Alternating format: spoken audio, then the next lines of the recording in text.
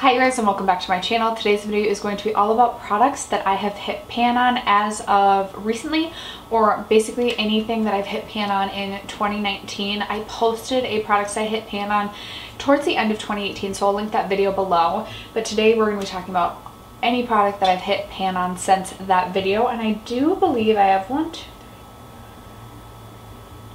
11 plus pans to show you guys today. So I'm really excited to share these with you. Spoiler alert, if you are following along with my Project Pan 19 and 2019, I did just post my update to that, so I'll leave that link below too, but some of these are going to be obviously from that Project Pan, so if you don't want any spoilers, maybe watch that video first. But yeah, if you guys are interested in seeing the products that have new pan in my collection, then stay tuned. But first, if you haven't already subscribed to my channel, I hope you consider doing so before you go. I post videos every single Monday, Tuesday, Thursday, and Friday, and without further ado, let's get into the products I have panned recently. Okay, so I want to start with the eyeshadow first because I have quite a few new eyeshadow pans. Some of them are boring, they're just like bone colored shades, but I do have some on some non-bone colored shades as well, or like setting shades. Now I am working on a 19 Shadows in 2019 project, and actually most of these are not even from that project. I believe only 2 shades are coming from that project thus far. The project is not going as well as I had initially planned, but I am really excited about all of the eyeshadows that I've currently hit pan on this year. So let's just jump right into it. The newest pan to my eyeshadow collection is this shade right here in the ABH Mario palette. This is in the shade Lula, and it's just this beautiful cool toned transition shade. I absolutely adore this shade as well as this palette. I have stopped using this a little bit because I'm focused on other shadows now currently in that project, but this is a palette that I like always reach for, especially if I'm like going traveling or if I need just a quick work appropriate look. I reach into this palette quite often, and it was really a pleasure getting to pan this Lula shade because I do sometimes like to play around with cool tone shades, and I really enjoyed that shade. So hit pan on that. Some of the setting shades or bone colored shades, so this one is a relatively new pan to my collection as well. This is in the Studio Makeup On The Go palette that I got in a BoxyCharm, honestly probably close to 2 years ago. So I have recently hit pan on this. I thought I had other shades in here that had a bigger dip. This palette used to get a ton of love for me. It hasn't as much recently, with the exception of obviously this shade, but still a really good quality palette that I do enjoy. Now this Wet n Wild palette is also going in my 19 and 2019, or 19 Shadows in 2019, and I did hit pan or hit goal on the shade that I was focused on, which is this setting shade right here. But I am going to continue to work on this shade and see if I can get the whole shade worked up. The whole shade used up this year. I think I should have no problem with that. Then also out of another Wet n Wild palette, this is the Rose in the Air, similar, almost exact same shade, another setting shade that I hit pan on. Then in my Love, Trust, and Fairy Dust palette, I believe I hit pan on this Frolic shade in January. This was going in one of my Roulette pan collabs, and I think it was January that I ended up hitting pan on that shadow. I haven't reached for this palette in a while just because I was getting so much use out of it at that time, but I want to reach into this one again. Maybe I'll pull it in an upcoming Shop My Stash just because I really do enjoy all of the shades and the tones in this palette. I think it's a really beautiful palette, which is funny because I never intended to pick this up, and then I kind of purchased it on a whim, and I've loved it. And then the last 2 eyeshadows are both out of my Tartelette in Bloom palette. Now I think I had hit pan on Flower Child last year, but this year I hit pan just recently on this Charmer shade up top, which is again like a bone colored setting shade. And then I also hit pan on Funny Girl during, I think, February. This was also going in my Roulette project pan. So I have hit pan on 3 of the 12 shades in this palette, which is super exciting. And as you can tell, a lot of the other shades look like they have gotten some good love and good use as well.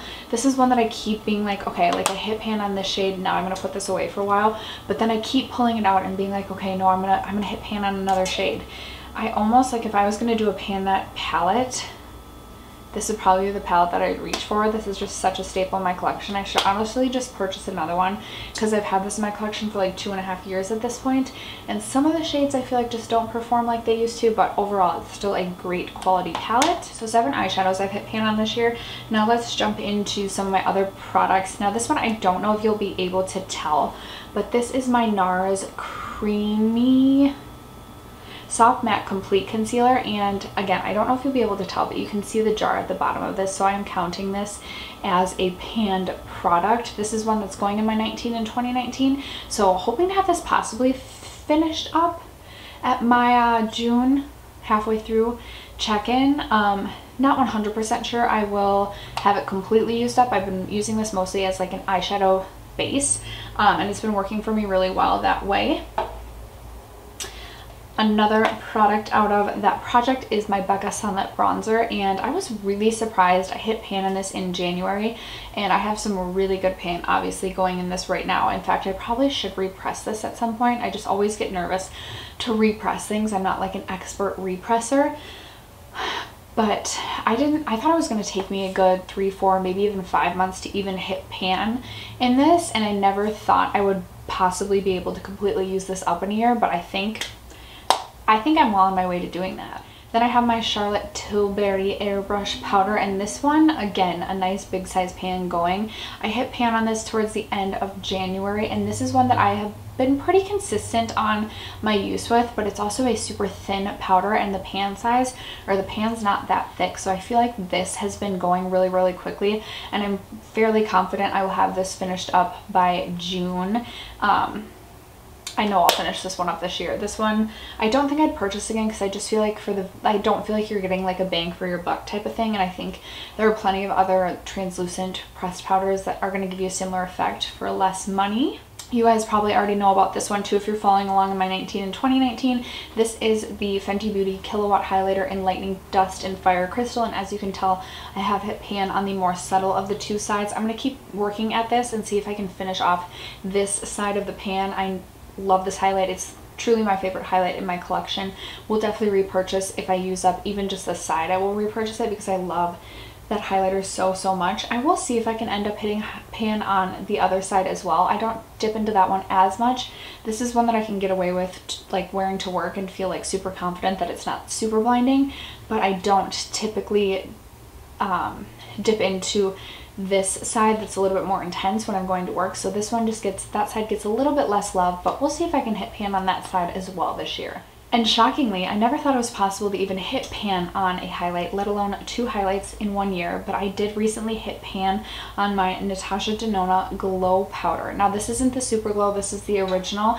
I have mine in the first shade, but this is also one of my favorite highlights. I love to wear this to work, to the gym, every day. Love it. In the summer I plan to use this like on my collarbones and stuff as well. So I think I will expand the pan. Well, like the pan is going to be a big pan by the end of the year. I'm excited to like recap with you guys and see kind of where some of the stuff is at towards the end of the year. Like I said, I'm sure I'll finish off some of this. Now I'd be shocked if I finished off this entire highlight. I don't think that's possible, but I'm really excited to see how big the pan gets by the end of the year. And then the last product, this was kind of a surprise. This is one that I reached for quite a bit in February, just kind of out of the blue. It was my IT Cosmetics Bye Bye Pores Illumination Powder, and I wasn't expecting to hit pan on this at all. But as you can tell, I do have some pan going on this. Now this is a powder that I had kind of forgotten about, but I do really enjoy this powder. It's just basically like a translucent setting powder, but it gives a bit of a glow, just like the slightest hint of a glow to the skin, which I really do appreciate and enjoy. So I do intend to keep using this powder throughout the year. I don't know that I'll completely finish it up. If I do, that's great. It actually is kind of a thinner pan as well on this one.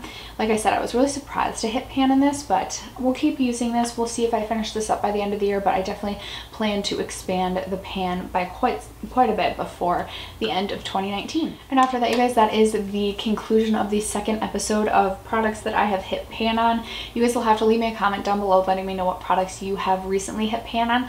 Love talking about panning and project panning. So leave me a comment and let me know what products you're currently working on in your collection. If you haven't already subscribed to my channel, again, I hope you consider doing so before you go. And other than that, I'll catch you guys in my next video. Bye.